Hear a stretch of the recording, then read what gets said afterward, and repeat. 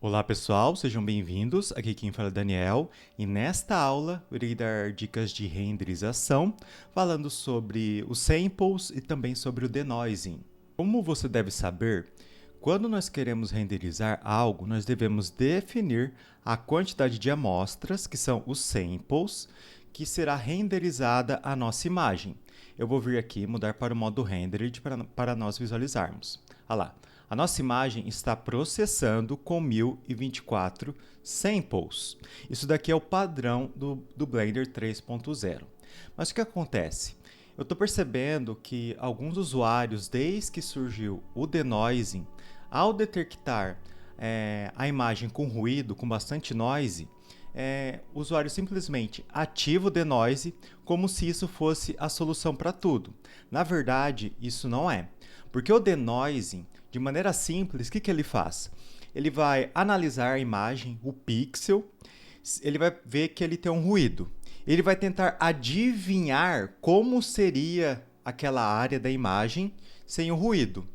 Como aquela área não foi totalmente processada, se for uma madeira, se for vidro, se for algo com muitos detalhes, e se tiver poucos samples para deixar aquela área minimamente definida para o denoise processar, consequentemente, ele vai deixar a área meio borrada, vai tirar detalhes. Então, pessoal, sempre que você quiser mais detalhes na sua imagem, que ela fique bem definida, você vem e aumenta a quantidade de samples.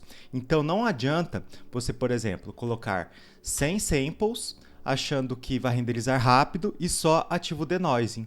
Quando você faz isso, você vai renderizar mais rápido, ao custo de você perder muitos detalhes, muita definição do seu render final. Aí na tela você vai ver o comparativo entre várias imagens renderizadas com diferentes quantidades de samples, de amostras. Perceba que quanto mais amostras você tem, mais detalhes da sua imagem você vai preservar. Legal, Daniel. Mas eu percebi que no Blender 3.0 tem esse novo recurso aqui, que na verdade não é novo, agora ele está mais em destaque, que é o Noise Threshold, que é uma tolerância ao ruído da imagem.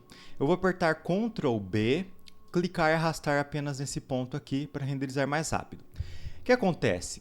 Vou colocar aqui 1024 samples. Beleza. O que acontece? Se você perceber, o Blender ele não vai até 1024, ele acaba terminando antes. Por quê? O que acontece? Eu estou com uma tolerância a ruído muito alta. Então o Blender vai concluir a renderização sem concluir todas as amostras. Por quê? Ele vai analisar um pedaço da imagem e com base no valor que você colocou aqui, ele vai continuar ou não o processamento. Então, por exemplo, se eu coloco um valor 1, ele vai ser muito tolerante a ruído. Então, consequentemente, ele não vai renderizar até 1024 amostras, porque 1 é o valor mais alto de tolerância. Agora, se eu deixo o valor em 0.010, ele vai ser pouco tolerante a ruído. Então, ele vai continuar processando até a quantidade máxima de amostras de samples que eu colocar aqui. Então, toma cuidado com esse valor. Por padrão, no 3.0, ele está 0.1. Por quê? É para renderizar mais rápido na viewport. E aqui no render final já está 0.01. Para a maioria dos renders, esse valor de tolerância já está bem legal. Mas se você quiser algo mais preciso ainda, você pode diminuir esse valor para 0.001 de repente. Mas 0.01, para a maioria das situações, já está legal. Perfeito, Daniel, mas quando eu ativo o Denoise, eu tenho a opção aqui Automático, Optics ou Open Image Denoise. O automático, ele vai detectar sua placa e vai ativar qual que vai ser o melhor para o momento. No caso, o Optics está disponível para quem tem placa de vídeo da NVIDIA, em especial quem tem as placas RTX, pois elas têm núcleos de processamento direcionados a processar aplicações com inteligência artificial, pois o Denoise ele funciona com inteligência artificial. Ele analisa a imagem e tenta adivinhar como seria aquela imagem sem ruído e gera ela ali na renderização. O Open Image Denoise serve para qualquer placa. Na tela, você vai poder ver um comparativo do Optics e o Open Image Denoise.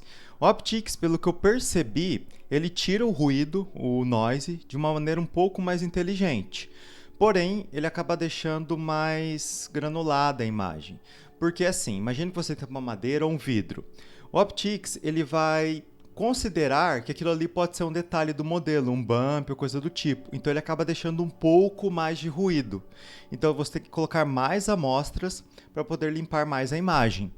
Agora, o OpenImage Denoise, ele aplica o denoise, ele tira o ruído com mais força, porém acaba detonando muito mais os detalhes da imagem. Quando você coloca mais amostras, mais samples, a diferença entre eles é quase mínima. Então, se você coloca uma quantidade aceitável para deixar sua imagem bem definida, não faz muita diferença qual você escolhe no momento. Então é isso, pessoal. Muito obrigado por assistir essa aula, que na verdade foi uma dica. E só um detalhe. Vai renderizar, você tem que configurar aqui quantos samples e também ativar o denoise nessa parte inferior. Isso daqui é apenas para viewport enquanto você trabalha. Então é isso, pessoal. Muito obrigado e até a próxima!